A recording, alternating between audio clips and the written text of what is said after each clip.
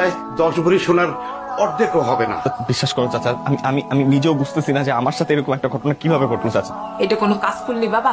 কোনো কথাই তো এখন আমার বিশ্বাস হচ্ছে না। চাচি, আমি কি তোমাদের কাছে কোনোদিন মিথ্যা কথা বলছি? চাচা তুমি বলো, তুমি বলো। আর নাটক করতে হবে না, আমার চোখের সামনে থেকে যাও, বেরো।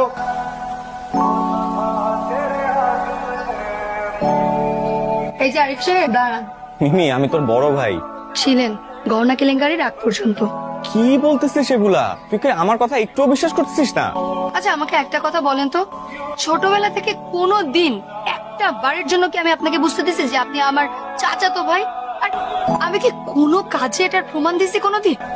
আচ্ছা, তুই আমাকে আপনি করে বলছিস কেন? দেখ, এই বিষয়টা কিন্তু আমার খুব খারাপ লাগছে। আর আমার খারাপের থেকে ভয় হচ্ছে আমার বিয়েটা না ভেঙে যায়।